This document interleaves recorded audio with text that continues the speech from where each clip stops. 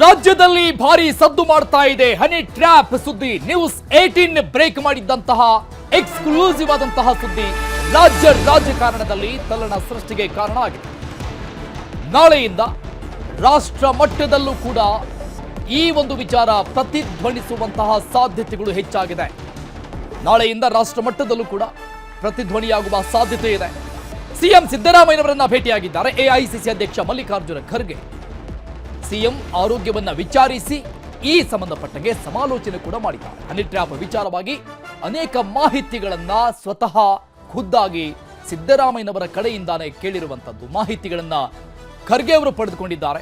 Exclusive ಆದಂತಹ ಭೇಟಿ ಇದು. ಕುತೂಹಲ ಕೆರಳಿಸಿದೆ. ಒಂದು ಕಡೆ ಸಿಎಂ ಸಿದ್ದರಾಮಯ್ಯನವರಿಗೆ ಅನಾರೋಗ್ಯದ ವಿಚಾರ, ಅವರ ಆರೋಗ್ಯದ ಬಗ್ಗೆ ಮಾಹಿತಿ, ಜೊತೆಗೆ ಈ ಒಂದು ಹನಿ ಟ್ರ್ಯಾಪ್ ದೊಡ್ಡ ಮಟ್ಟದಲ್ಲಿ ಸದ್ದು ಮಾಡ್ತಾ ಇದೆ. ನ್ಯೂಸ್ 18 ಕನ್ನಡ ಬ್ರೇಕ್ ಮಾಡಿದಂತಹ ರಾಜ್ಯ ರಾಜಕಾರಣದ ಅತಿ ದೊಡ್ಡ ಬ್ರೇಕಿಂಗ್ ನ್ಯೂಸ್, ಎಕ್ಸ್ಕ್ಲೂಸಿವ್ ಆದಂತಹ ಸುದ್ದಿ.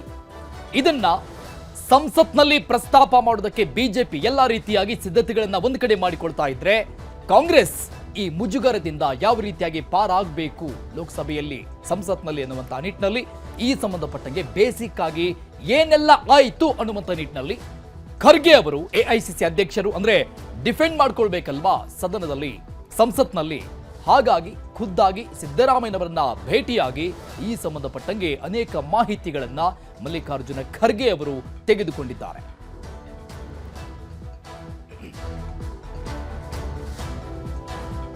ಬಾಕಿದ್ದೆಲ್ಲಾನು ಡೆಲ್ಲಿಯಲ್ಲಿ ಆಗ್ತದೆ, ಇಲ್ಲೇನೂ ಆಗೋದಿಲ್ಲ.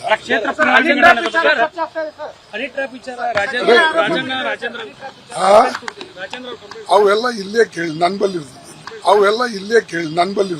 ಡೆಲ್ಲಿದಾಗ ಆಗ್ಯದೇನು. ನಾನು ಅವ್ರ ಆರೋಗ್ಯವನ್ನ ವಿಚಾರಿಸಕ್ಕೆ ನಿಮ್ ಮನೆಗೆ ಬರ್ತೀನಿ ಅಂತ ಹೇಳಿ ಅವ್ರ ಮನೆಗೆ ಹೋಗಿ ಅವ್ರ ಆರೋಗ್ಯವನ್ನ ವಿಚಾರಿಸಿ ಅವ್ರಿಗೆ ಬರೀ ಸೌಜನ್ಯಕ್ಕಾಗಿ ಹೋಗಿ ಭೇಟಿಯಾಗಿ ಅವರೇ ಬರ್ತೀನಿ ಅಂದಾಗ ಅವ್ರು ಸರಿಯಾಗಿ ಸ್ಟೆಪ್ಸ್ ನಮ್ಮಲ್ಲಿ ಹೇಳಕ್ಕಾಗಲಿಲ್ಲ. ಅದಕ್ಕಾಗಿ ಹೋಗಿ ಭೇಟಿಯಾಗಿ ಬಂದಿದೆ. ಬಾಕಿದ್ದೆಲ್ಲಾನು ಡೆಲ್ಲಿಯಲ್ಲಿ ಆಗ್ತದೆ, ಇಲ್ಲೇನೂ ಆಗೋದಿಲ್ಲ. ಅವೆಲ್ಲ ಇಲ್ಲೇ ಕೇಳಿ ನನ್ ಬಲ್ಲಿರ್ತದೆ, ಡೆಲ್ಲಿದಾಗ ಆಗ್ಯದೇನು. ಈ ಪ್ರಮುಖ ಬೆಳವಣಿಗೆ ಒಂದು ಕಡೆ ಆದ್ರೆ, ಮತ್ತೊಂದು ಕಡೆ ಹನಿ ಟ್ರ್ಯಾಪ್ ವಿರುದ್ಧ ಮತ್ತೆ ಗುಡುಗಿದ್ದಾರೆ ಶಾಸಕ ಮುನಿರತ್ನ. ಡಿಕೆ ಶಿವಕುಮಾರ್ ಅವರ ಹೆಸರನ್ನ ಪ್ರಸ್ತಾಪ ಮಾಡಿದ್ದಾರೆ. ಮುನಿರತ್ನ ಈ ಮೂಲಕವಾಗಿ ಆಕ್ರೋಶವಾಗಿ ಮಾತನಾಡಿದ್ದಾರೆ. ಡಿಕೆ ಶಿವಕುಮಾರ್ ಹೆಸರನ್ನ ಪ್ರಸ್ತಾಪಿಸಿ ಮುನಿರತ್ನ ಅವರ ಆಕ್ರೋಶದ ಹೇಳಿಕೆ. ಡಿಕೆಶಿ ಜೊತೆ ರಾಜಣ್ಣ ಮಂಪರು ಪರೀಕ್ಷೆಗೂ ಮುನಿರತ್ನ ಆಗ್ರಹವನ್ನ ವ್ಯಕ್ತಪಡಿಸಿರುವುದು. ಮಂಪರು ಪರೀಕ್ಷೆ ಮಾಡಬೇಕು ಅಂತ ಹೇಳಿದ್ದಾರೆ. ರಾಜಣ್ಣ ಹೇಳಿಕೆ ಮೇಲೆ ಸುಮೋಟೋ ಕೇಸ್ ದಾಖಲು ಮಾಡಬೇಕು ಅಂದ್ರೆ ಇಲ್ಲಿವರೆಗೂ ಕೂಡ ರಾಜಣ್ಣ ಅವರು ಈ ಕೇಸನ್ನ ದಾಖಲು ಮಾಡಿಲ್ಲ, ದೂರು ಕೊಟ್ಟಿಲ್ಲ. ಮಂಪರು ಪರೀಕ್ಷೆ ನಡೆಸಿದ್ರೆ 48 ಜನ ಯಾರು ಅಂತ ಗೊತ್ತಾಗುತ್ತೆ. ಸದನದಲ್ಲಿ ಸ್ವತಃ ರಾಜಣ್ಣ ಅವರೇ ಮಾತನಾಡಿರೋದು 48 ಜನರಿಗೆ ಹನಿ ಟ್ರ್ಯಾಪ್ ಆಗಿದೆ ಅನ್ನುವಂಥ ನಿಟ್ಟಿನಲ್ಲಿ. ಅದು ಯಾರಂತ ಗೊತ್ತಾಗುತ್ತೆ, ಮಂಪರು ಪರೀಕ್ಷೆ ಆಗಬೇಕು ಅಂತ. ಜೊತೆಗೆ ಡಿಕೆ ಶಿವಕುಮಾರ್ ಅವರ ಹೆಸರನ್ನ ಪ್ರಸ್ತಾಪ ಮಾಡಿದ್ದಾರೆ ಮುನಿರತ್ನ. ಫಸ್ಟ್ ನಾನು ಕೇಳಿದಂಥದ್ದು ಹನಿ ಟ್ರ್ಯಾಪ್ ಮಾಡಿರುವಂಥದ್ದು, ನನ್ನ ಮೇಲೆ ಅತ್ಯಾಚಾರ ಪ್ರಕರಣ ದಾಖಲಿಸಿರೋದು ಸಿಬಿಐ ಕೊಡಿ ಅಂತ ನಾನೇ ಕೇಳಿದ್ದೆ. ವಿಧಾನಸೌಧದ ಸಭೆಯಲ್ಲಿ ಕೇಳಿರುವಂಥದ್ದು ಇದು. ಇವತ್ತೆಲ್ಲ ಹೊರಗಡೆ ಮಾಧ್ಯಮಗಳ ಮುಖಾಂತರ ನಾನು ಹೇಳಿಲ್ಲ, ಮುಖ್ಯಮಂತ್ರಿಗಳಿಗೆ ನೇರವಾಗಿ ಕೇಳಿದ್ದೀನಿ. ನ್ಯಾಯ ಎತ್ತಿಡಿಬೇಕು ಅನ್ನಂಗಿದ್ರೆ ಇದನ್ನ ಸಿಬಿಐ ತನಿಖೆ ಕೊಡಿ ಅಂತ ನಾನು ಕೇಳಿದ್ದೀನಿ. ಆದರೆ ಸಿಬಿಐ ತನಿಖೆಗೆ ಕೊಡಕ್ಕೆ ಇವರು ಸಿದ್ಧವಾಗಿಲ್ಲ. ಯಾಕೆಂದ್ರೆ ಸಿಬಿಐ ತನಿಖೆ ಕೊಟ್ರೆ ಇವರ ಸರ್ಕಾರ ಇರೋದಕ್ಕೆ ಸಾಧ್ಯನೇ ಇಲ್ಲ. ಯಾಕೆಂದ್ರೆ ರಾಜಣ್ಣ ಅವರು ಏನು ಹೇಳಿದ್ದಾರೆ, 48 ಜನ ಜಡ್ಜ್ಗಳಿದ್ದಾರೆ ಮತ್ತೆ ರಾಜಕಾರಣಿಗಳಿದ್ದಾರೆ. ರಾಜಣ್ಣ ಅವ್ರನ್ನ ಕರ್ಕೊಂಡೋಗಿ ಫಸ್ಟ್ ಸುಮೋಟೋ ಕೇಸ್ ಬುಕ್ ಮಾಡಿಕೊಂಡು ಮಂಪರ್ ಪರೀಕ್ಷೆಗೆ ಹಾಕಿ ಆ 48 ಜನ ಯಾರು ಅನ್ನೋದು ಅವರಿಂದ ಬಾಯಿ ಬಿಡಿಸ್ಬೇಕು. ಇದು ವಿಧಾನಸಭೆ ಒಳಗಡೆ ಕೊಟ್ಟಿರುವಂತ ಹೇಳಿಕೆ. ಇದನ್ನ ಸುಮೋಟೋ ಬುಕ್ ಮಾಡಬೇಕು. 48 ಜನ ಏನು ಹುಡುಗಾಟ ಅಲ್ಲ. ಇದನ್ನ ಹಿಂಗೆ ನಾವು ಮುಚ್ಚಿಟ್ರೆ ಇನ್ನು ನಾಳೆ ಏನೇನು ಬೇಕಾದ್ರೂ ಆಗ್ಬೋದು. ಇದನ್ನ ಮುಚ್ಚಿಡುವಂತ ವಿಷಯ ಅಲ್ಲ, ಎಲ್ಲ ಹೊರಗಡೆ ಬರಬೇಕು. ಒಂದಂತೂ ಖಂಡಿತ, ಇದರಲ್ಲಿ ಯಾವುದೇ ಮುಚ್ಚುಮರೆ ಇಲ್ಲ. ಡಿಕೆ ಶಿವಕುಮಾರ್ ಅವರೇ ಇದಕ್ಕೆ ನೇರ ಹೊಣೆ. ಯಾಕಂದ್ರೆ ಇನ್ನು ರಮೇಶ್ ಜಾರಕಿಹೊಳಿಗೆ ಸಂಚು ಮಾಡಿ ಟ್ರ್ಯಾಪ್ ಮಾಡಿಸಿದ್ರು. ಎಚ್.ಡಿ. ರೇವಣ್ಣನವರನ್ನ ಕೊರಳಪಟ್ಟಿ ಹಿಡ್ಕೊಂಡು ಬನ್ನಿ ಅಂದಿದ್ರು. ಇದಕ್ಕೆಲ್ಲ ಡಿಕೆ ಶಿವಕುಮಾರ್ ಅವರೇ ಕಾರಣ ಅಂತ ಶಾಸಕ ಮುನಿರತ್ನ ಇನ್ನೂ ಮುಂದುವರೆದು ಮಾತನಾಡಿದ್ದಾರೆ. ಒಂದಿಷ್ಟು ಗಂಭೀರವಾದಂತಹ ಆರೋಪಗಳನ್ನು ಮಾಡಿರುವಂತದ್ದು ಶಾಸಕ ಮುನಿರತ್ನ. ಇದಕ್ಕೆಲ್ಲ ಡಿಕೆ ಶಿವಕುಮಾರ್ ಅವರೇ ಮೂಲ ಕಾರಣ ಅಂತ ಬಿಜೆಪಿ ಶಾಸಕ ಮುನಿರತ್ನ ಗಂಭೀರ ಆರೋಪ, ನೇರ ಆರೋಪವನ್ನ ಮಾಡಿ ಮಾತನಾಡಿದ್ದಾರೆ. ಮಂಪರು ಪರೀಕ್ಷೆಯನ್ನ ಮಾಡಿಸಬೇಕು ಅಂತ ಆಗ್ರಹಿಸಿದ್ದಾರೆ. ನಾವು ಜೊತೆಯಲ್ಲಿದ್ವಿ, ರಮೇಶ್ ಜಾರಕಿಹೊಳಿ ಆಗಲಿ ನಾನಾಗಲಿ ನಾವೆಲ್ಲ ಕಾಂಗ್ರೆಸ್ ಅಲ್ಲಿ ಇದ್ದಂಥವ್ರು. ಕಾಂಗ್ರೆಸ್ ಅಲ್ಲಿ ಇದ್ದಂಥ ಸಂದರ್ಭದಲ್ಲೇ ಇದನ್ನೆಲ್ಲ ಸಂಚು ಮಾಡಿ ಕೊನೆಗೆ ರಮೇಶ್ ಜಾರಕಿಹೊಳಿ ಆಯಿತು, ರೇವಣ್ಣವ್ರನ್ನ ರೇಪ್ ಕೇಸ್ ಹಾಕಿ ಜೈಲಿಗೆ ಕಳಿಸೋಂಥದ್ದೇನಿರಲಿಲ್ಲ. ರೇಪ್ ಕೇಸ್ ಹಾಕಿದ್ರು, ಬಾ ಸ್ಟೇಷನ್ಗೆ ಅಂದ್ರೆ ಬರ್ತಾ ಇದ್ರು. ಅಷ್ಟು ಹಿರಿಜೀವ ದೇವೇಗೌಡರು ಮನೆ ಒಳಗಡೆ ಬಾಗಲ್ ತಟ್ಟಿ ದೇವೇಗೌಡರು ಎದುರುಗಡೆ ಕೊರಲ್ಪಟ್ಟಿ ಇಟ್ಕೊಂಡು ಎಳ್ಕೊಂಬರ್ರಿ ಅಂತ ಹೇಳಿದ್ರು. ಇವೆಲ್ಲ ನೋಡ್ತಾ ಇದ್ದೀವಿ. ಸೂರಜ್ ರೇವಣ್ಣ ಅವ್ರ ಮೇಲೆ ಹಾಕಿದ್ರು, ನನ್ನ ಮೇಲೆ ನಿಮಗೆ ಗೊತ್ತಿದೆ. ನನ್ನ ಮೇಲೆ ಹಾಕಿರೋರ ಬಗ್ಗೆ ಒಂದ್ಸಾರಿ ಹಿನ್ನೆಲೆ ನೋಡಿದ್ರೆ ಸಾಕು, ಏನು ಅನ್ನೋದು ಗೊತ್ತಾಗತ್ತೆ. ನಾನು ಹೇಳೋದು ಬೇಡ, ಇವತ್ತು ಮಾತಾಡೋ ಮಾತುಗಳಲ್ಲೇ ಗೊತ್ತಾಗ್ಬಿಡುತ್ತೆ. ಈಗ ಮಾತಾಡೋ ಮಾತಲ್ಲೇ ಅವ್ರ ಹಿನ್ನೆಲೆ, ಅವ್ರ ನಡವಳಿಕೆ ಗೊತ್ತಾಗುತ್ತೆ. ಅವ್ರ ಬಗ್ಗೆ ನಾನು ಚರ್ಚೆ ಮಾಡೋದು ಬೇಡ. ಒಟ್ಟಿನಲ್ಲಿ ರಾಜಣ್ಣವರು ಸುಮೋಟೋ ಕೇಸ್ ಬುಕ್ ಮಾಡಿ ಮಂಪೂರ್ ಪರೀಕ್ಷೆ ಹಾಕಿ 48 ಜನದ್ದು ಹೊರಗಡೆ ತೆಗಿಬೇಕು. ಈ ಬಗ್ಗೆ ಇನ್ನಷ್ಟು ಡೀಟೇಲ್ಸ್ ಕೊಡ್ತಾರೆ ನಮ್ಮ ಪ್ರತಿನಿಧಿ ಕಾರ್ತಿಕ್ ಲೈವ್ ನಲ್ಲಿದ್ದಾರೆ. ಕಾರ್ತಿಕ್, ನ್ಯೂಸ್ 18 ಕನ್ನಡ ನಾವು ಬ್ರೇಕ್ ಮಾಡಿದಂತಹ ಈ ಒಂದು ಎಕ್ಸ್ಕ್ಲೂಸಿವ್ ಆದಂತಹ ಸುದ್ದಿ ರಾಜ್ಯ ರಾಜಕಾರಣದಲ್ಲಿ ಎಷ್ಟರ ಮಟ್ಟಿಗೆ ಸಂಚಲನಕ್ಕೆ ಕಾರಣ ಆಗಿದೆ ಅನ್ನುವಂತಹ ಎಲ್ಲಾ ಬೆಳವಣಿಗೆಗಳನ್ನ ಪ್ರತಿನಿತ್ಯವೂ ಕೂಡ ನಾವು ಗಮನಿಸ್ತಾ ಇದ್ವಿ. ಈಗ ರಾಜ್ಯ ಮಟ್ಟದಲ್ಲಿ ಅಷ್ಟೇ ಅಲ್ಲ, ರಾಷ್ಟ್ರದ ರಾಜಕೀಯ ಅಂಗಣದಲ್ಲೂ ಕೂಡ ಇದು ಪ್ರತಿಧ್ವನಿಸೋದಕ್ಕೆ ರೆಡಿ ಆಗಿದೆ. ಬಿಜೆಪಿ ಒಂದು ಕಡೆ ಇದರ ಲಾಭವನ್ನ ಪಡೆದುಕೊಳ್ಳೋಕೆ ಸಿದ್ಧವಾಗ್ತಾ ಇದ್ರೆ, ಮತ್ತೊಂದು ಕಡೆ ಡಿಫೆಂಡ್ ಮಾಡಿಕೊಳ್ಳಲೇಬೇಕಾದಂತಹ ಪರಿಸ್ಥಿತಿಯಲ್ಲಿ ಖುದ್ದು ಮಲ್ಲಿಕಾರ್ಜುನ ಖರ್ಗೆ ಅವರಿದ್ದಾರೆ. ಇದೇ ಕಾರಣಕ್ಕೆ ಈ ಭೇಟಿನ ಸಿದ್ದರಾಮಯ್ಯನವರ ಭೇಟಿ.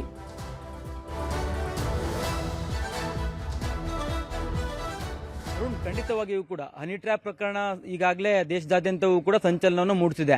ರಾಜ್ಯ ರಾಜಕಾರಣದಲ್ಲಿ ಈ ಒಂದು ಹನಿ ಟ್ರ್ಯಾಪ್ ಪ್ರಕರಣ ಬೆಳಕಿಗೆ ಬಂದ ನಂತರದಲ್ಲಿ ಎಲ್ಲೋ ಒಂದು ಕಡೆ ಡಿಕೆ ಶಿವಕುಮಾರ್ ಅವರ ವಿರುದ್ಧವೂ ಕೂಡ ಬಿಜೆಪಿಯ ಶಾಸಕರುಗಳು ಅವರ ಹೆಸರನ್ನು ಹೇಳಿರುವಂತಹ ಹಿನ್ನೆಲೆಯಲ್ಲಿ, ಅದರಲ್ಲೂ ಮುನಿರತ್ನ ಹೆಸರನ್ನು ಹೇಳಿರುವಂತಹ ಹಿನ್ನೆಲೆಯಲ್ಲಿ ಕಾಂಗ್ರೆಸ್ ಪಕ್ಷಕ್ಕೂ ಕೂಡ ಸಾಕಷ್ಟು ಡ್ಯಾಮೇಜ್ ಆಗಿರುವಂಥದ್ದು. ಇವತ್ತು ಕೂಡ ಮುನಿರತ್ನ ಡಿಕೆ ಶಿವಕುಮಾರ್ ಅವರ ಹೆಸರನ್ನ ಪ್ರಮುಖವಾಗಿ ಹೇಳಿ ಈ ಒಂದು ಹನಿ ಟ್ರ್ಯಾಪ್ಗೆ ಅವರೇ ಕಾರಣ, ಅವರನ್ನ ಮಂಪರು ಪರೀಕ್ಷೆ ಮಾಡಿದ್ರೆ ಈ ಎಲ್ಲ ವಿಚಾರಗಳು ಹೊರಬರುತ್ತೆ ಅನ್ನುವಂಥ ಮಾತನ್ನ ಹೇಳಿದ್ದಾರೆ ಒಂದು ಕಡೆ. ಆದ್ರೆ ಇನ್ನೊಂದು ಕಡೆ ಎಐಸಿಸಿ ಅಧ್ಯಕ್ಷರಾಗಿರುವಂತಹ ಮಲ್ಲಿಕಾರ್ಜುನ್ ಖರ್ಗೆ ಅವರು ಸಿಎಂ ಸಿದ್ದರಾಮಯ್ಯನವರನ್ನ ಭೇಟಿ ಮಾಡಿರುವಂತದ್ದು, ಅಲ್ಲಿ ಸುದೀರ್ಘವಾಗಿ 20 ನಿಮಿಷಗಳ ಕಾಲ ಮಾತುಕತೆಯನ್ನು ಮಾಡಿರುವಂತದ್ದು. ಪ್ರಮುಖವಾಗಿ ಈಗಾಗಲೇ ಈ ವಿಚಾರವನ್ನು ಅಂದ್ರೆ ಹನಿ ಟ್ರ್ಯಾಪ್ ವಿಚಾರವನ್ನ ಸಂಸತ್ನಲ್ಲೂ ಕೂಡ ಪ್ರಸ್ತಾಪಿಸಬೇಕು ಅನ್ನುವಂಥ ನಿಟ್ಟಿನಲ್ಲಿ ರಾಜ್ಯದ ಸಂಸದರುಗಳು ಸಿದ್ಧತೆಯನ್ನು ಮಾಡ್ಕೊಳ್ತಾ ಇದ್ದಾರೆ. ಬಿಜೆಪಿ ಇದೇ ವಿಚಾರವನ್ನು ಪ್ರಸ್ತಾಪಿಸಿ ಕಾಂಗ್ರೆಸ್ನ ಹಣಿಯೋದಕ್ಕೂ ಕೂಡ ಸಿದ್ಧತೆಯನ್ನು ಮಾಡ್ಕೊಳ್ತಾ ಇದೆ. ಹಾಗಾಗಿ ಅಂದ್ರೆ ಈ ಒಂದು ಬಿಜೆಪಿಯ ತಂತ್ರದಿಂದ ತಪ್ಪಿಸಿಕೊಳ್ಳೋದಕ್ಕೆ ಈಗಾಗಲೇ ಕಾಂಗ್ರೆಸ್ ಕೂಡ ಸಿದ್ಧತೆಯನ್ನು ಆರಂಭಿಸಿರುವಂತದ್ದು. ಹಾಗಾಗಿ ಎಐಸಿಸಿಯ ಮಟ್ಟದ ಕಾಂಗ್ರೆಸ್ನ ಮುಖಂಡರುಗಳು ಈಗಾಗಲೇ ಈ ಒಂದು ಮಾಹಿತಿಯನ್ನು ಕೂಡ ಕಲೆ ಹಾಕ್ತಿದ್ರು. ಈ ನಡುವೆ ಈಗ ಎಐಸಿಸಿ ಅಧ್ಯಕ್ಷರಾಗಿರುವಂತಹ ಮಲ್ಲಿಕಾರ್ಜುನ್ ಖರ್ಗೆ ಅವರು ಕೂಡ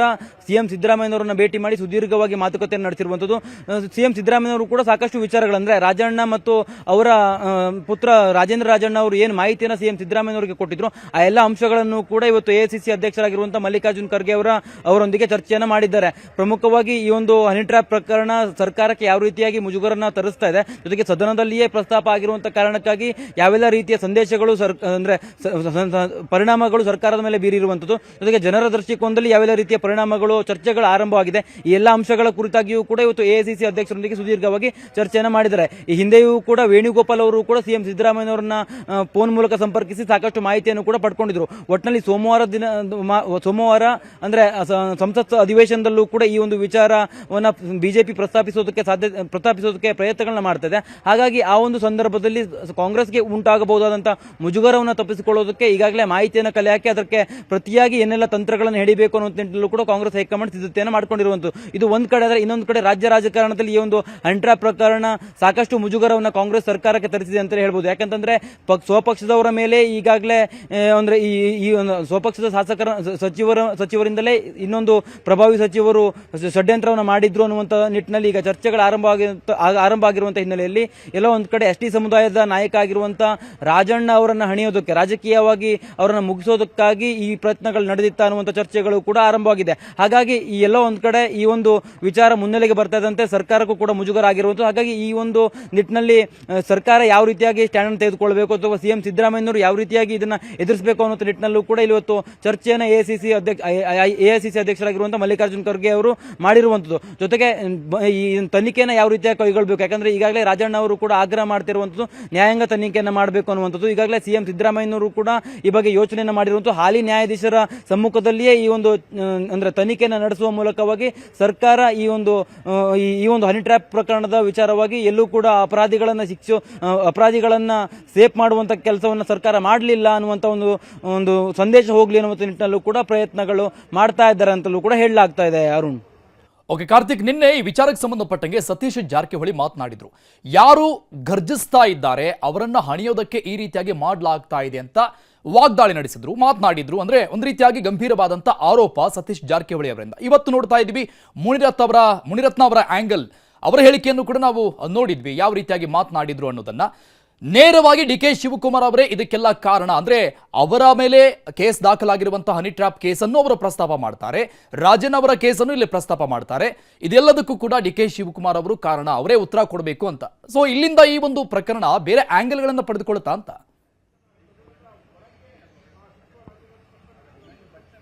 ಅರುಣ್, ಖಂಡಿತವಾಗಿಯೂ ಕೂಡ ಹನಿ ಟ್ರ್ಯಾಪ್ ಪ್ರಕರಣ ಯಾವಾಗ ಸದನದಲ್ಲಿ ಚರ್ಚೆಯಾಯಿತು ಅದಾದ ನಂತರದಲ್ಲಿ ನೇರವಾಗಿ ಡಿ ಕೆ ಶಿವಕುಮಾರ್ ಅವರ ಹೆಸರನ್ನು ಹೇಳಿರುವಂಥದ್ದು ಮುನಿರತ್ನ ಅವರು. ಅದು ಅದಾದ ನಂತರದಲ್ಲಿ ಅವರು ಯಾವ್ಯಾವಾಗ ಅವಕಾಶಗಳು ಸಿಗತ್ತಲ್ಲ ಆ ಒಂದು ಅವಕಾಶದ ಸಂದರ್ಭದಲ್ಲಿ ಪ್ರತಿ ಬಾರಿಯೂ ಕೂಡ ಡಿ ಕೆ ಶಿವಕುಮಾರ್ ಅವರ ಹೆಸರನ್ನ ಹೇಳ್ತಾ ಇರುವಂಥದ್ದು. ಇವತ್ತು ಕೂಡ ಅವರು ಮುಂದುವರಿಸಿದ್ದಾರೆ. ಎಲ್ಲ ಒಂದ್ ಕಡೆ ಡಿ ಕೆ ಶಿವಕುಮಾರ್ ಅವರೇ ಷಡ್ಯಂತ್ರವನ್ನು ಮಾಡಿದ್ದಾರೆ ಅನ್ನುವಂಥ ಒಂದು ಆರೋಪವನ್ನು ಮಾಡಿರುವಂಥದ್ದು. ಹಾಗಾಗಿ ಈ ಮಂಪರು ಪರೀಕ್ಷೆಯನ್ನು ಮಾಡಿ ನೀವು 48 ಜನರ ಹೆಸರು ಕೂಡ ಆಚೆ ಬರುತ್ತೆ, ಜೊತೆಗೆ ಇದಕ್ಕೆ ಯಾರು ಕಾರಣೀಕರ್ತರು ಅನ್ನುವಂಥದ್ದು ಕೂಡ ಬೆಳಕಿಗೆ ಬರುತ್ತೆ. ಹಾಗಾಗಿ ನೀವು ಮಂಪರು ಪರೀಕ್ಷೆಯನ್ನು ಮಾಡಿ ಅನ್ನುವಂಥ ನಿಟ್ಟಿನಲ್ಲೂ ಕೂಡ ಇವತ್ತು ಆಗ್ರಹವನ್ನು ಮಾಡಿರುವಂಥದ್ದು. ಜೊತೆಗೆ ಅವರು ರಮೇಶ್ ಜಾರಕಿಹೊಳಿ ಪ್ರಕರಣದಿಂದ ಹಿಡಿದು ರೇವಣ್ಣ ಕುಟುಂಬದ ಮೇಲೆ ಆದಂತ ಕೆಲವೊಂದಿಷ್ಟು ಕೇಸ್ಗಳ ವಿಚಾರವಾಗಿಯೂ ಪ್ರಸ್ತಾಪ ಮಾಡಿದೆ. ಸ್ವತಃ ಮುನಿರತ್ನ ಅವರ ಮೇಲೆ ದಾಖಲಾದಂತ ರೇಪ್ ಕೇಸ್ನ ವಿಚಾರವಾಗಿಯೂ ಕೂಡ ಅವರು ಇವತ್ತು ಮಾತನಾಡ್ತಾ ಇದೆಲ್ಲವೂ ಕೂಡ ರಾಜಕೀಯ ಕಾರಣಕ್ಕೆ ಮಾಡಿರುವಂಥದ್ದು. ರಾಜಕೀಯ ವಿರೋಧಿಗಳನ್ನು ಸಹಿಸಿಕೊಳ್ಳೋದಕ್ಕೆ ಆಗದೆ ಇವರು ಈ ರೀತಿಯ ಷಡ್ಯಂತ್ರಗಳನ್ನ ಮಾಡ್ತಾರೆ. ಹಾಗಾಗಿ ಈ ಒಂದು ಪ್ರಕರಣವನ್ನ ತೀವ್ರವಾಗಿ ತೆಗೆದುಕೊಳ್ಬೇಕು, ಅಂದ್ರೆ ವಿಚಾರಣೆಯೂ ಕೂಡ ಆಗಬೇಕು. ಜೊತೆಗೆ ಇಲ್ಲಿ ಯಾರು ತಪ್ಪಿತಸ್ಥರಿದ್ದಾರೆ ಅಥವಾ ಯಾರು ಇದಕ್ಕೆ ಕಾರಣೀಕರ್ತರಿದ್ದಾರೆ ಅವರು ಬೆಳಕಿಗೆ ಬರಬೇಕು. ಪ್ರಭಾವಿಗಳಿಂದಲೇ ಈ ರೀತಿ ಆಗ್ತಾ ಇದೆ, ಅದರಲ್ಲೂ ಡಿ ಕೆ ಶಿವಕುಮಾರ್ ಅವರೇ ಇದಕ್ಕೆಲ್ಲ ಕಾರಣ ಅನ್ನುವಂಥ ರೀತಿಯಲ್ಲೂ ಕೂಡ ಇವತ್ತು ಮುನಿರತ್ನ ಅವರು ಹೇಳಿರುವಂಥದ್ದು. ಒಟ್ಟಿನಲ್ಲಿ ಸತೀಶ್ ಜಾರಕಿಹೊಳಿ ಅವರು ಕೂಡ ನಿನ್ನೆ ಮಾತನಾಡ್ತಾ ಹೇಳ್ತಾ ಇದ್ರು ಅರುಣ್, ಅಂದ್ರೆ ಎಲ್ಲೋ ಒಂದ್ ಕಡೆ ಯಾರ್ಯಾರು ಅಂದ್ರೆ ಹೆಚ್ಚಿನ ಪ್ರಮಾಣದಲ್ಲಿ ಮಾತನಾಡ್ತಾ ಇದ್ದಾರೆ, ಪಕ್ಷದಲ್ಲಿ ಆಗ್ತಾ ಇರತಕ್ಕಂತ ವಿಚಾರಗಳನ್ನ ದೊಡ್ಡ ಪ್ರಮಾಣದಲ್ಲಿ ಮಾತನಾಡ್ತಾ ಇದ್ದಾರೆ, ಅಂತವರ ಧ್ವನಿಯನ್ನು ಅಡಗಿಸೋದಕ್ಕೋಸ್ಕರವಾಗಿ ಈ ರೀತಿಯ ಷಡ್ಯಂತ್ರಗಳಾಗ್ತಾ ಇದೆ ಅನ್ನುವಂಥ ರೀತಿಯಲ್ಲಿ ಸತೀಶ್ ಜಾರಕಿಹೊಳಿ ಅವರು ಕೂಡ ಮಾತನಾಡಿದ್ರು. ಹಾಗಾಗಿ ಇದೆಲ್ಲದನ್ನು ಗಮನಿಸ್ತಾ ಹೋದ್ರೆ ಎಲ್ಲೋ ಒಂದ್ ಕಡೆ ಡಿ ಕೆ ಶಿವಕುಮಾರ್ ಅವರ ವಿಚಾರವಾಗಿಯೂ ಕೂಡ ಈಗ ಮುನ್ನೆಲೆಗೆ ಬರ್ತಾ ಇರುವಂತದ್ದು. ಮುನಿರತ್ನ ಅವರು ನೇರವಾಗಿಯೂ ಕೂಡ ಅವರ ವಿಚಾರವನ್ನು ಪ್ರಸ್ತಾಪಿಸಿ ಟೀಕೆಯನ್ನು ಮಾಡ್ತಾ ಇರುವಂತದ್ದು, ತನಿಖೆಯನ್ನು ಮಾಡಿ ಅನ್ನುವಂಥ ಒಂದು ಆಗ್ರಹವನ್ನು ಕೂಡ ಮಾಡ್ತಾ ಇರುವಂತದ್ದು. Arun, thank you. ಈ ಹನಿ ಟ್ರ್ಯಾಪ್ ಸದ್ದು ಗದ್ದಲಕ್ಕೆ ಬೇಸತ್ತಂತಹ ಬಸವರಾಜ ಹೊರಟ್ಟಿ ಅವರು ರಾಜಕೀಯವನ್ನೇ ಸಾಕಾಗಿದೆ ಅಂತ ಹೇಳಿ ಪರಿಷತ್ ಸಭಾಪತಿ ಪರಿಸ್ಥಿತಿ ನೋಡ್ತಾ ಇದ್ರೆ ರಾಜೀನಾಮೆ ಕೊಡಬೇಕು ಅನಿಸ್ತಾ ಇದೆ ಅಂತ ಬಸವರಾಜ ಹೊರಟ್ಟಿ ಅವರು ಬೇಸರದ ಮಾತನಾಡಿದ್ದಾರೆ. ರಾಜಕೀಯ ಕೆಟ್ಟು ಹೋಗ್ಬಿಟ್ಟಿದೆ, ಕಾಲ ಕೆಟ್ಟಿದೆ, ಎಲ್ಲ ನೋಡಿ ನೋಡಿ ಸಾಕಾಗಿದೆ ಅಂತ ಹೇಳಿದ್ದಾರೆ. ಪರಿಸ್ಥಿತಿ ನೋಡ್ತಾ ಇದ್ರೆ, ಆಗ್ತಾ ಇರುವಂತಹ ಬೆಳವಣಿಗೆಗಳನ್ನ ನೋಡ್ತಾ ಇದ್ರೆ ರಾಜೀನಾಮೆ ಕೊಡಬೇಕು ಅಂತ ಅನಿಸ್ತಾ ಇದೆ. ಕಾಲ ಕೆಟ್ಟಿದೆ, ಎಲ್ಲದನ್ನ ನೋಡಿ ಸಾಕಾಗಿದೆ. ಜನರಿಗೆ ಮೋಸ ಮಾಡೋ ಟ್ರೆಂಡ್ ಶುರುವಾಗಿದೆ. ರಾಜಕಾರಣ ಕಲುಷಿತವಾಗಿದೆ ಅಂತ ಬಸವರಾಜ ಹೊರಟ್ಟಿ ಬೇಸರವಾಗಿ ಮಾತನಾಡಿರು. ಹುಬ್ಬಳ್ಳಿಯ ಬಸವರಾಜ ಹೊರಟ್ಟಿ ಅವರ ಮಾತಿದು, ಬೇಸರದ ನುಡಿಗಳು. ನಾವು ಬರೀ ನಾಮಕಾವಸ್ಥೆಯಲ್ಲಿ ಆ ಸ್ಥಾನದಲ್ಲಿದ್ದರೆ ನಮ್ಮ ಕರ್ತವ್ಯವನ್ನು ನಾವು ನಿಭಾಯಿಸಲಿಲ್ಲ ಅಂದ್ರೆ ಏನು ಮಾಡೋಕ್ಕಾಗುತ್ತೆ? ನಮ್ಮಂಥವ್ರು 45 ವರ್ಷ ಮಟ್ಟ ಬಂದೀವಿ. ನನಗೆ ನಾವೆಲ್ಲ ಹಿಂದೆ ಸಭಾಪತಿ ನೋಡಿವಿ, ನಾವೆಲ್ಲ ಪದ್ಧತಿ ಪ್ರಕಾರ ಬಂದೀವಿ. ಅಲ್ಲಿ ಏನು ಸದನದಲ್ಲಿ ಏನೂ ನಡೆಯೋದಿಲ್ಲ, ಯಾರ್ಯಾರಿಗೂ ಗೌರವ ಕೊಡೋದಿಲ್ಲ ಅಂದ್ರೆ ಮತ್ತೆ ಅಲ್ಲಿ ಏನು ಮಾಡಬೇಕಂತ. ಈ ಬಗ್ಗೆ ಎಲ್ಲ ಅದ ಈ ಸದನದಲ್ಲಿ 2-3 ನಡೀತಲ್ಲ, ಈ ಹನಿ ಟ್ರ್ಯಾಪ್ ಬಗ್ಗೆ ಮತ್ತೊಂದು ಬಗ್ಗೆ 8, 10, 11 ಬಿಲ್ ಪಾಸ್ ಮಾಡಿವಿ. ಇದ್ರಾಗ ಬಿಲ್ ಪಾಸ್ ಮಾಡಬೇಕೈತಿ, ಈ ಮನಿ ಬಿಲ್ಲು ಎಲ್ಲ ಇರ್ತಾವೆ. ಅಂದ್ರೆ ನಮ್ಮದೇನು ನಮ್ಮ ಚಿಂತಕರ ಚಾವಡಿ ಮೇಲ್ಮನೆ ದೇಶಕ್ಕೆ ಮಾದರಿ ಆದಂಥದ್ದು. ಅಂಥ ಸಭಾಪತಿ ಇದೀವಿ ಅನ್ನೋದು ಒಂದು ಗೌರವ ನಮಗೆ. ಅಲ್ಲಿ ನಾನು ಕುತ್ಕೊಂಡಾಗ ಅದನ್ನು ನಿಯಮದ ಪ್ರಕಾರ ನಡೆಸಲಿಲ್ಲ ಅಂದ್ರೆ ಮತ್ತು ಅದು ಆಗಲಿಲ್ಲ ಅಂದ್ರೆ ಆ ಸ್ಥಾನದಾಗ ಕುತ್ಕೊಂಡು ಏನು ಉಪಯೋಗ ಅಂತ ನಾನು ತಲೆಯಾಳ ಬರೋದೆ ನಿಮ್ಮಿಂದ. ಅದಕ್ಕೆ ಒಂದು ಇನ್ನೂ ವಿಚಾರ ಮಾಡತ್ತೀನಿ. ತೀರ್ಮಾನ ಏನಾಗತ್ತೆ ಗೊತ್ತಿಲ್ಲ. ನಾನು 10 ನಿಮಿಷನಾಗ ಏನೇನಾಗತ್ತೆ ನಾನು ಡೆವಲಪ್ಮೆಂಟ್ ಗೊತ್ತಿಲ್ಲ. ನನ್ನಂಥವ್ರು ಇಷ್ಟ 45 ವರ್ಷ ಅನುಭವಿಸಿದಂಥವರು 15 ಮಂದಿ ಮುಖ್ಯಮಂತ್ರಿ ನೋಡೀನಿ, 12 ಮಂದಿ ಸಭಾಪತಿಗಳು ನೋಡೀನಿ. ನಾನು ಸದನ ನಡೆಸೋಕೆ ನನ್ನ ಕಡೆ ಯೋಗ್ಯತೆ ಇಲ್ಲಂದ್ರೆ ನಾನು ತಿಳ್ಕೊಂಡೆ. ಇನ್ನೊಬ್ಬರ ಮೇಲೆ ಬ್ಲೇಮ್ ಮಾಡೋದಿಲ್ಲ. ಈಗ ನಾವು ಬಂದು ಕಾನ್ ಮಾಡಿದ್ವಿ, ಯಾರು ಪ್ರಶ್ನೆ ಕೇಳ್ತಾರೋ ಅವ್ರು ಅಷ್ಟೇ ಸ್ವಲ್ಪ ಕ್ವಶನ್ ಕೇಳ್ಬೇಕಂದ್ರೆ, ಅವರು ಯಾರಿಗೆ ಕಾಲು ನಡೆಸಿ ಮಾಡ್ತಾರೋ ಅಷ್ಟೇ ಕೇಳ್ಬೇಕು. ಎಲ್ಲರೂ ಹೇಳ್ತಾರೆ ಕೇಳಂಗಿಲ್ಲ, ನಮ್ಮ ಪರ್ಮಿಷನ್ ತೊಗೊಳಂಗಿಲ್ಲ, ಏನಿಲ್ಲ, ಎದ್ದದು ಅಂತ ಹೇಳ್ತಾರೆ. ನಾನು ನೋವಾಯ್ತದೆ ಮನಸ್ಸಿಗೆ. ಅಂದ್ರೆ ಅಷ್ಟನ್ನ ಅಲ್ಲಿ ಇನ್ಎಫಿಷಿಯೆಂಟ್ ಆದ್ನಲ್ಲ ಅಂತ ಮಾಡಬೇಕು. ಅದಕ್ಕೆ ಈ ಸ್ಥಾನದಲ್ಲಿ ಮುಂದುವರಿದರಲ್ಲಿ ಏನು ಹುರುಳಿಲ್ಲ.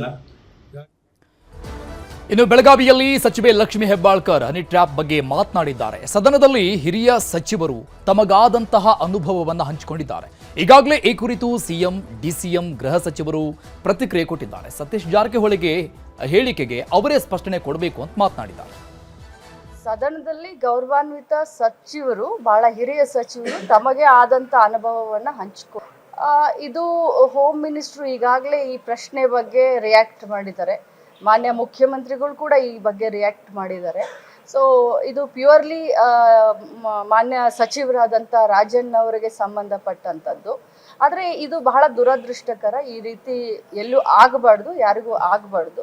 ಸೊ ಹೇಗೆ ಸಚಿವರು ಡಿಸಿಷನ್ ತಗೊಳ್ತಾರೆ, ಯಾವ ರೀತಿ ಮುಖ್ಯಮಂತ್ರಿಗಳು ಮತ್ತು ಹೋಮ್ ಮಿನಿಸ್ಟ್ರು ಇದನ್ನು ಮಾಡ್ತಾರೆ, ಆ ರೀತಿ ಆಗುತ್ತೆ.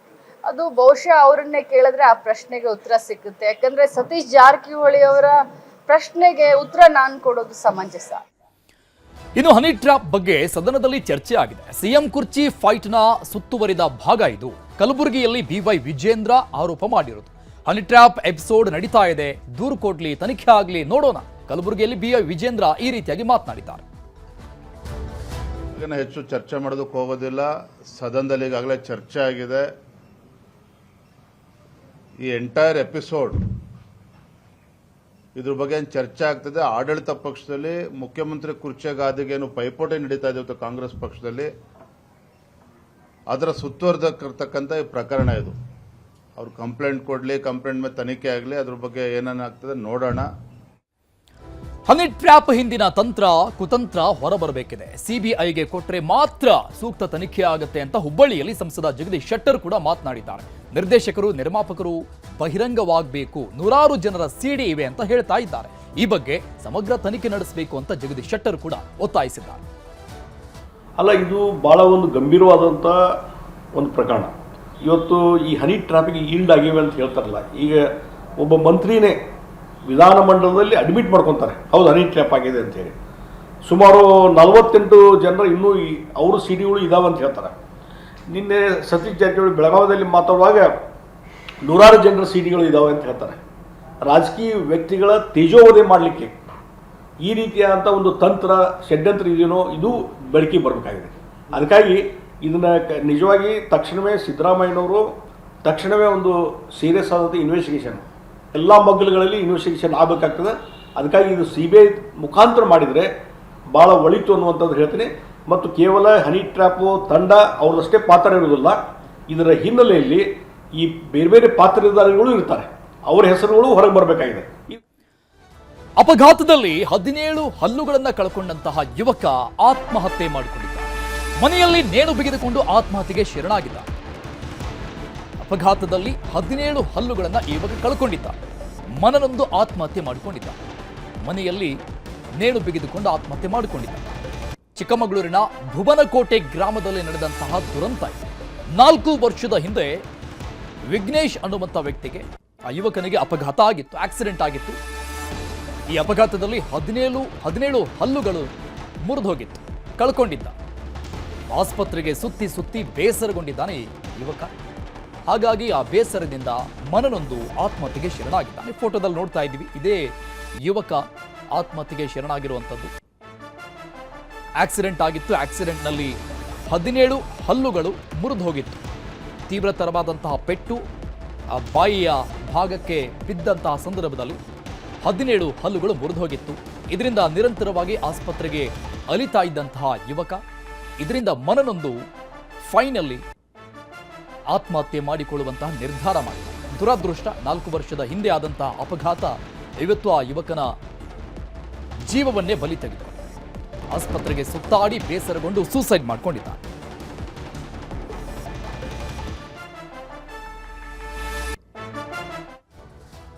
ಜೆಡಿಎಸ್ನ ಶಾಸಕಿ ಶಾರದಾ ಪೂರಿಯ ನಾಯ್ಕ್ಗೆ ಮಧು ಬಂಗಾರಪ್ಪ ಓಪನ್ ಆಫರ್ ಕೊಟ್ಟಿದ್ದಾರೆ. ಸಾರ್ವಜನಿಕ ವೇದಿಕೆಯಲ್ಲಿನೇ ಕಾಂಗ್ರೆಸ್ ಸೇರುವಂತೆ ಸಚಿವ ಮಧು ಬಂಗಾರಪ್ಪ ಆಫರ್ ಕೊಟ್ಟಿದ್ದಾರೆ. ನಮ್ಮ ಸರ್ಕಾರ ಇದೆ, ಬಂದ್ರೆ ಅಭಿವೃದ್ಧಿಯನ್ನ ಮಾಡಬಹುದು, ಬಿಸಿಲಿದ್ದಾಗಲೇ ಹುಲ್ಲನ್ನ ಒಣಗಿಸಿಕೊಳ್ಬೇಕು ಅಂತ ಮಾರ್ಮಿಕವಾಗಿ ಹೇಳೋ ಮೂಲಕ ಆಹ್ವಾನ ಕೊಟ್ಟಿದ್ದಾರೆ. ಶಿವಮೊಗ್ಗದ ಪುರದಾಳುವಿನಲ್ಲಿ ನಡೀತಾ ಇದ್ದಂತಹ ಬಾರೆಹಳ್ಳ ಡ್ಯಾಂ ಹಾಗೂ ಹಾಯ್ ಹೊಳೆ ಡ್ಯಾಂಗಳ ಅಭಿವೃದ್ಧಿ ಕಾರ್ಯಕ್ರಮದಲ್ಲಿ ಈ ರೀತಿಯಾಗಿ ಓಪನ್ ಆಫರ್ ಕೊಟ್ಟಿರೋದು. ವೇದಿಕೆ ಮೇಲೆ ಇರ್ತಕ್ಕಂಥ ಗೌರವದಿಂದ ಬಹಳ ಪ್ರೀತಿಯಿಂದ ಯಾವತ್ತೂ ಕೂಡ ನಾವು ಇಲ್ಲಿ ಬಂದಾಗ ಕಾಣ್ತೀರಿ. ಈ ಚುನಾವಣೆ ಬಂದಾಗ ಸ್ವಲ್ಪ ಕಷ್ಟ ಆಗ್ಬಿಡ್ತದೆ ನಮಗೆ. ಅದಕ್ಕೆ ನಾನು ಶಾರದಕ್ಕಂಗೆ ಹೇಳೋದು, ಇತ್ಲ ನಾನಾದ್ರೂ ಹತ್ರ ಬರ್ತೀನಿ, ಇಲ್ಲ ನೀವಾದ್ರೂ ಇತ್ಲ ಬರ್ರಿ. ಈಗ ಅಧಿಕಾರ ನನ್ನ ಹತ್ರ ಇರೋದ್ರಿಂದ ಏನೋ ಒಂದು ನಾನು ಈಗ ಸದ್ಯಕ್ಕೆ ಬರೋಕ್ಕಾಗಲ್ಲ. ಈ ಬಂದು ವಿರುದ್ಧ ಮಾಡೋದೇ ಕಷ್ಟ. ಇಲ್ಲಿ ಓಟ್ ಕೇಳೋದು, ನಿಮಗೂ ಓಟ್ ಹಾಕೋರ್ಗೂ ಕಷ್ಟ. ಮದಣ್ಣಂಗೆ ಕೇಳ್ಬೇಕಾ ಶಾರದಕ್ಕಂಗೆ ಕೇಳ್ಬೇಕಾ ಅಂತ ನೋಡ್ರಿ. ಎಲ್ಲ ಒಂದು ತೀರ್ಮಾನ ಮಾಡ್ರಿ, ಗಲಾಟೆ ಸ್ಟ್ರೈಕ್ ಮಾಡ್ರಿ, ಅವ್ರ ಮನೆಗೆ ಹೋಗಿ ಎಲ್ಲ ತೀರ್ಮಾನ ಮಾಡಿ ಮುಗಿಸ್ರಿ. ಯಾವಾಗಲೂ ಅಷ್ಟೇ ಬುದ್ಧಿವಂತಿಕೆ ಹೆಂಗಿರ್ಬೇಕಂದ್ರೆ, ಈ ಇಂಗ್ಲೀಷಲ್ಲಿ ಒಂದು ಗಾದೆ ಇದೆ, ಮೇಕ್ ಹೇ ವೈಲ್ ಸನ್ಶೈನ್ ಅಂತ. ಯಾರಿಗಾರು ಗೊತ್ತಾ ಇದು ಮೀನಿಂಗು? ನಮ್ಮ ಅಪ್ಪವ್ರು ಹೇಳ್ತಾ ಇದ್ರು. ನಾನೇನು ಪಂಡಿತ ಅಲ್ಲ, ನಂದೆಲ್ಲ ಕನ್ನಡ ಗೊತ್ತಲ್ಲ, ಪೇಪರ್ ಅವ್ರು ಬರೀತಾರೆ, ಅದು ಬೇರೆ ಪ್ರಶ್ನೆ. ಆದರೆ ಮೇಕ್ ಹೇ ವೈಲ್ ಸನ್ಶೈನ್ ಯಾರು ಹೇಳ್ತೀರಾ ಅಮ್ಮ? ಯಾರಿಗಾರು ಆಗಲ್ಲ. ಓಕೆ, ಮೇಕ್ ಹೇ ವೈಲ್ ಸನ್ಶೈನ್ ಅಂದರೆ ಬಿಸಿಲಿದ್ದಾಗ ಹುಲ್ಲು ಒಣಗಿಸ್ಕೊಂಬಿಡ್ಬೇಕು, ಮೋಡಿದ್ದಾಗ ಒಣಗಿಸ್ಬೇಕಾಗತ್ತಾ? ಅಕ್ಕ ಬಿಸಿಲಿದೆ, ತೀರ್ಮಾನ ಮಾಡಿಬಿಡ್ರಿ ಇಷ್ಟು ಹೇಳಿ. ಬೆಂಗಳೂರಲ್ಲಿ ನಾಟಿ ಕೋಳಿ ರಾಗಿ ಮುದ್ದೆ ಸ್ಪರ್ಧೆ ನಡೀತಾ ಇದೆ. ನಂದಿನಿ ಲೇಔಟ್ನಲ್ಲಿ ನಡೆದಂತಹ ನಾಟಿ ಕೋಳಿ ಮುದ್ದೆ ತಿನ್ನುವಂತಹ ಸ್ಪರ್ಧೆ ಇದು. 14 ಮುದ್ದೆ ತಿಂದಂತಹ ಭೂಪ, 8 ಮುದ್ದೆ ನುಂಗಿದಂತಹ ಮಹಿಳಾಮಣಿ.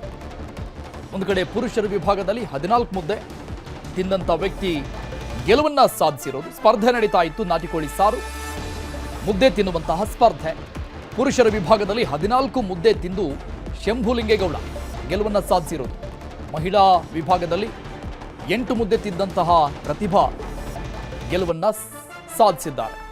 ನಂದಿನಿ ಲೇಔಟ್ನಲ್ಲಿ ನಡೀತಿರುವಂತಹ ವಿಶೇಷವಾದಂತಹ ಸ್ಪರ್ಧೆ. 14 ಮುದ್ದೆ ತಿಂದು ಪುರುಷರ ವಿಭಾಗದಲ್ಲಿ ಶಂಭುಲಿಂಗೇಗೌಡ ಗೆದ್ರೆ, ಮತ್ತೊಂದು ಕಡೆ ಪ್ರತಿಭಾವತಿ ಎನ್ನುವಂಥವರು 8 ಮುದ್ದೆ ತಿಂದು ಗೆಲುವನ್ನು ಸಾಧಿಸಿದ್ದಾರೆ. ಸುಮಾರು ಜನ ಈ ಒಂದು ಸ್ಪರ್ಧೆಯಲ್ಲಿ ಪಾರ್ಟಿಸಿಪೇಟ್ ಮಾಡಿದ್ರು, ಭಾಗವಹಿಸಿದ್ರು. ದೃಶ್ಯದಲ್ಲೂ ಕೂಡ ನೋಡ್ತಾ ಇದ್ದೀವಿ ನಾವು, ಭರ್ಜರಿಯಾದಂತಹ ಭೋಜನ ಜೊತೆಗೆ ಸ್ಪರ್ಧೆ.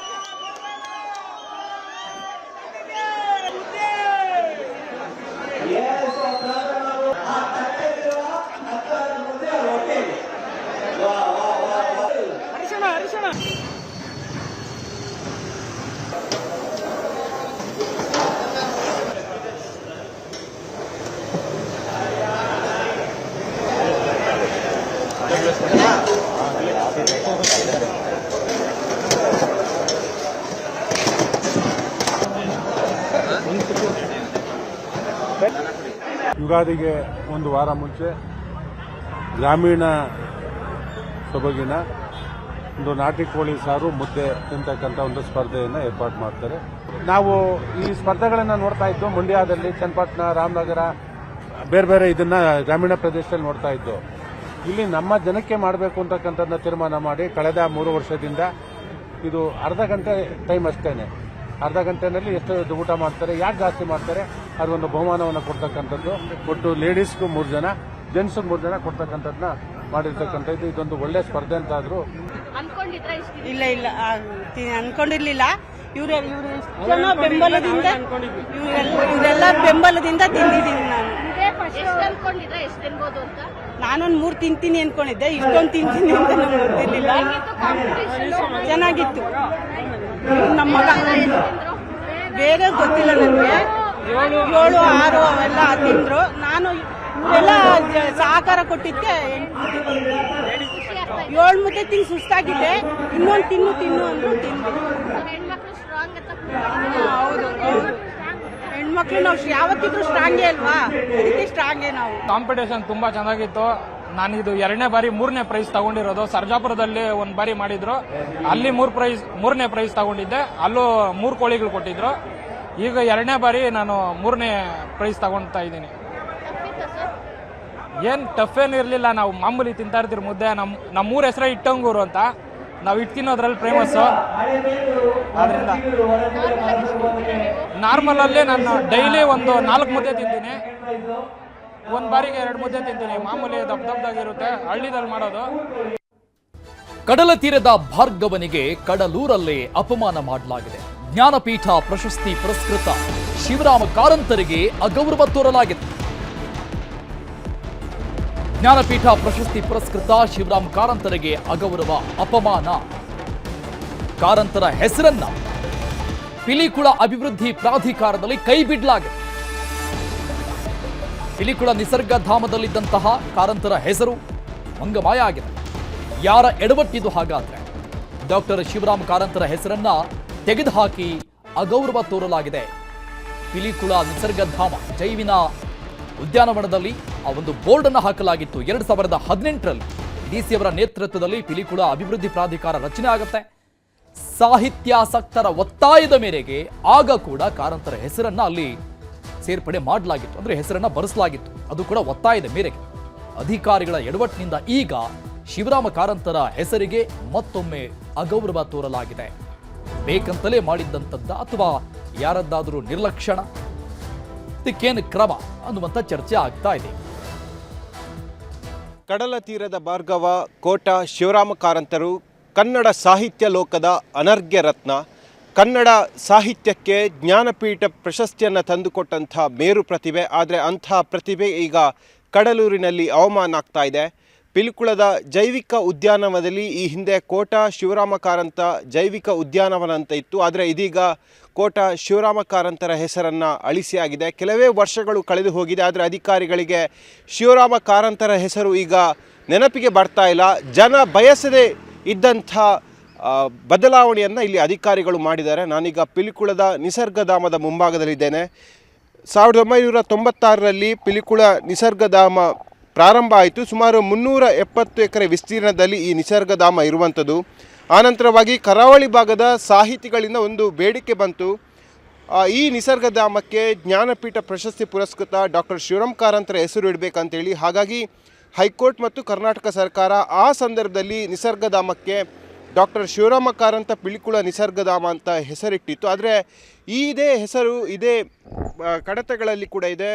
ಸರ್ಕಾರ ಮತ್ತು ಜಿಲ್ಲಾಡಳಿತದ ಕಡತಗಳಲ್ಲಿ ಶಿವರಾಮ ಕಾರಂತರ ಹೆಸರು ಇದೆ. ಆದರೆ ಪಿಲಿಕುಳದ ಪ್ರಮುಖ ಗೇಟ್ಗಳಲ್ಲಿ ಶಿವರಾಮ ಕಾರಂತರ ಹೆಸರು ಮಾಯ ಆಗಿದೆ. 2018ರಲ್ಲಿ ಪಿಲಿಕುಳ ನಿಸರ್ಗಧಾಮ ಮತ್ತು ಪಿಲಿಕುಳ ವಿಜ್ಞಾನ ಪ್ರಾದೇಶಿಕ ಕೇಂದ್ರದ ಸೊಸೈಟಿಯನ್ನು ಸರ್ಕಾರ ತನ್ನ ಸುಪರ್ದಿಗೆ ತೆಗೆದುಕೊಂಡು ಪಿಲಿಕುಳ ಅಭಿವೃದ್ಧಿ ಪ್ರಾಧಿಕಾರ ಅಂತ ಮಾಡಿದೆ. ಆದರೆ ಆ ಬಳಿಕ ಶಿವರಾಮ ಕಾರಂತರ ಹೆಸರನ್ನು ಹಾಕಿಲ್ಲ. ಎಲ್ಲಿ ನೋಡಿದರೂ ಕೂಡ ಪಿಲಿಕುಳ ಅಭಿವೃದ್ಧಿ ಪ್ರಾಧಿಕಾರದ ಹೆಸರು ಮಾತ್ರ ಇರುವಂಥದ್ದು. ಶಿವರಾಮ ಕಾರಂತರ ಹೆಸರು ದಾಖಲೆ ಕಡತಗಳಲ್ಲಿದ್ದರೂ ಕೂಡ ನಾಮಫಲಕದಲ್ಲಿ ಮಾಯ ಆಗಿದೆ. ಸಾವಿರಾರು ಮಂದಿ ಭೇಟಿ ನೀಡುವಂತಹ ಪಿಲಿಕುಳ ಜೈವಿಕ ಉದ್ಯಾನವನ ಅಂದರೆ ಝೂವನಲ್ಲಿ ಅವರ ಹೆಸರು ಈಗ ಮಾಯ ಆಗಿರುವಂಥದ್ದು. ಹಾಗಾಗಿ ಸಾಹಿತಿಗಳು ಮತ್ತು ಕನ್ನಡ ಸಾಹಿತ್ಯ ಪ್ರೇಮಿಗಳು ಸಾಕಷ್ಟು ಆಕ್ರೋಶವನ್ನು ವ್ಯಕ್ತಪಡಿಸಿದ್ದಾರೆ.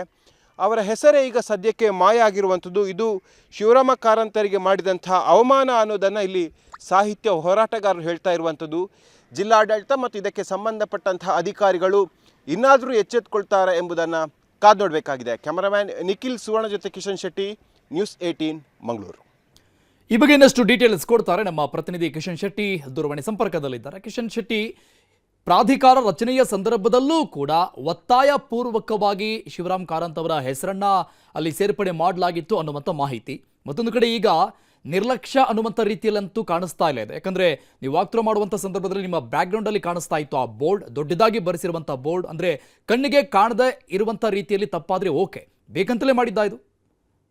ಅರುಣ್, ಈ ಹಿಂದೆ ಕೋಟ ಶಿವರಾಮ ಕಾರಂತರ ಹೆಸರು ಇತ್ತು. ಆದ್ರೆ ಕಳೆದ 2-3 ವರ್ಷಗಳಿಂದ ಆ ಹೆಸರನ್ನೇ ಅಳಿಸಿ ಹಾಕಿದೆ. ಯಾಕಂದ್ರೆ ಇದು ಅಧಿಕಾರಿಗಳಿಗೆ ನೇರವಾಗಿ ಕಣ್ಣಿಗೆ ತೋರುತ್ತೆ. ಯಾಕಂದ್ರೆ ಅಷ್ಟು ದೊಡ್ಡದಾಗಿ ಈ ಹಿಂದೆ ಹೆಸರು ಇತ್ತು. ಪಿಲಿಕುಳದ ಝೂನ ಮುಂಭಾಗ ಹೆಸರಿತ್ತು. ಅನಂತರವಾಗಿ ಆ ಪ್ರವೇಶ ದ್ವಾರದಲ್ಲಿ ಕೂಡ ಅತಿ ದೊಡ್ಡದಾಗಿ ಶಿವರಾಮ ಕಾರಂತರ ಹೆಸರನ್ನ ಹಾಕಿದ್ರು. ಆದ್ರೆ ಕಳೆದ 2-3 ವರ್ಷಗಳಿಂದ ಹೆಸರು ಅಳಿಸಿ ಹಾಕಲಾಗಿದೆ. ಕೇವಲ ಪಿಲಿಕುಳ ಅಭಿವೃದ್ಧಿ ಪ್ರಾಧಿಕಾರ ಎಂಬ ಹೆಸರು ಮಾತ್ರ ಈಗ ಸದ್ಯಕ್ಕಿರುವಂತದ್ದು. ಈ ಬಗ್ಗೆ ಅಧಿಕಾರಿಗಳ ಹತ್ರ ಕೇಳಿದ್ರೆ ಈ ಹಿಂದೆ ಅಧಿಕಾರಿಗಳು ಏನು ಮಾಡಿಲ್ಲ, ಹಾಗಾಗಿ ನಾವು ಹೊಸದಾಗಿ ಚಾರ್ಜ್ ತಗೊಂಡಿದ್ದೇವೆ, ಮುಂದಿನ ಕೆಲ ದಿನಗಳಲ್ಲಿ ಅವರ ಹೆಸರನ್ನ ಮತ್ತೆ ಹಾಕ್ತೀವಿ ಎಂಬ ಭರವಸೆಯನ್ನು ಕೊಟ್ಟಿದ್ದಾರೆ. ಆದ್ರೆ 2-3 ವರ್ಷಗಳ ಕಾಲ ಈ ರೀತಿಯಾಗಿ ಒಬ್ಬ ಮೇರು ಸಾಹಿತಿಗೆ, ಅದರಲ್ಲೂ ಕರಾವಳಿ ತೀರದ ಜ್ಞಾನಪೀಠ ಪ್ರಶಸ್ತಿ ಪುರಸ್ಕೃತ ಡಾಕ್ಟರ್ ಶಿವರಾಮ ಕಾರಂತರಿಗೆ ಈ ರೀತಿಯ ಅವಮಾನ ಅದು ಸಹಿಸೋಕೆ ಅಸಾಧ್ಯ. ಹಾಗಾಗಿ ಜಿಲ್ಲಾಡಳಿತ ಮತ್ತು ಅಧಿಕಾರಿಗಳು ಇದನ್ನು ಗಂಭೀರವಾಗಿ ಪರಿಗಣಿಸಬೇಕಾಗಿದೆ. ಯಾಕಂದ್ರೆ ಅವತ್ತು ಸಾಹಿತಿಗಳು ಮತ್ತು ಶಿವರಾಮ್ ಕಾರಂತರ ಅಭಿಮಾನಿಗಳು ಈ ಜೈವಿಕ ಉದ್ಯಾನವನ ಅಥವಾ ನಿಸರ್ಗಧಾಮಕ್ಕೆ ಕಾರಂತರ ಹೆಸರು ಇಡ್ಬೇಕಂತ ಹೇಳಿ ಬಹಳಷ್ಟು ದೊಡ್ಡ ಮಟ್ಟಿನ ಹೋರಾಟವನ್ನ ಮಾಡಿದ್ರು.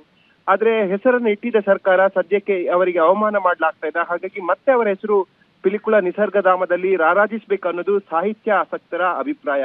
Arun, thank you Kishan Shetty ಡೀಟೇಲ್ಸ್ಗೆ.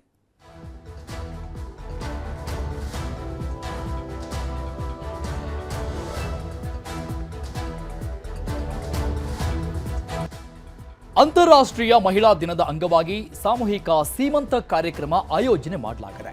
ನಾಳೆ ಬೆಳಗಾವಿಯಲ್ಲಿ 3,000 ಗರ್ಭಿಣಿಯರಿಗೆ ಸಾಮೂಹಿಕ ಸೀಮಂತ ಕಾರ್ಯಕ್ರಮ ಆಯೋಜನೆ ಮಾಡಲಾಗಿದೆ.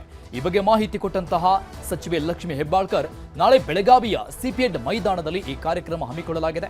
ಇದೇ ಮೊದಲ ಬಾರಿಗೆ ಇಲಾಖೆಯ ವತಿಯಿಂದ ಸೀಮಂತ ಕಾರ್ಯಕ್ರಮ ನಡೆಸಲಾಗ್ತಾ ಇದೆ. ಹುಟ್ಟುವ ಮಗು ತಾಯಿ ಆರೋಗ್ಯವಾಗಿರಲಿ ಅಂತ ಈ ಕಾರ್ಯಕ್ರಮವನ್ನ ಆಯೋಜನೆ ಮಾಡಿದ್ದೇವೆ. ಸೀರೆ ಕೊಟ್ಟು ಉಡಿ ತುಂಬಿ ಸೀಮಂತ ಕಾರ್ಯಕ್ರಮ ಮಾಡ್ತೀವಿ. ಬೆಳಗಾವಿ ಗ್ರಾಮೀಣ ಕ್ಷೇತ್ರದ 3,000 ಗರ್ಭಿಣಿಯರಿಗೆ ಸೀಮಂತ ಕಾರ್ಯಕ್ರಮ ಇರುತ್ತೆ ಅಂತ ಮಾಹಿತಿ ಕೊಟ್ಟಿದ್ದಾರೆ. ಸಾಮೂಹಿಕ ಸೀಮಂತ ಕಾರ್ಯಕ್ರಮವನ್ನ ವಿಶೇಷವಾಗಿ ಹುಟ್ಟುವಂತ ಮಗ ಆರೋಗ್ಯಪೂರ್ಣವಾಗಿರ್ಲಿ ಮತ್ತು ತಾಯಿ ಆರೋಗ್ಯವಾಗಿರ್ಲಿ, ಜೊತೆಯಲ್ಲಿ ತಾಯಿಯ ಮಾನಸಿಕತೆ ವಿಕಸನಗೊಳ್ಳಿ, ಒಂದು ದಿನ ನಮ್ಮ ಇಲಾಖೆಯ ಜೊತೆ ಅವರು ಸಂತೋಷದಿಂದ ಇರ್ಲಿ ಅಂತ ಹೇಳಿ ಸೀರೆ ಆಗಿರಬಹುದು, ಏನು ಸೀಮಂತ ಕಾರ್ಯಕ್ರಮದಲ್ಲಿ ಒಂದು ತವರ ಮನೆಗೆ ಮಗಳನ್ನ ಕರೆದು ಯಾವ ರೀತಿ ಸೀಮಂತ ಕಾರ್ಯಕ್ರಮ ಮಾಡ್ತಾರೋ ಅಷ್ಟೇ ಅದ್ದೂರಿಯಾಗಿ ಅವ್ರಿಗೆ ಹೋಳಿಗೆ ಊಟನೂ ಹಾಕಿಸ್ತೀವಿ. ಅವ್ರಿಗೆ ಅಷ್ಟೇ ಅದ್ದೂರಿಯಾಗಿ ಅವ್ರಿಗೆ ಉಡಿ ತುಂಬುವಂತ ಕಾರ್ಯಕ್ರಮವನ್ನು ಕೂಡ ಮಾಡ್ತೀವಿ.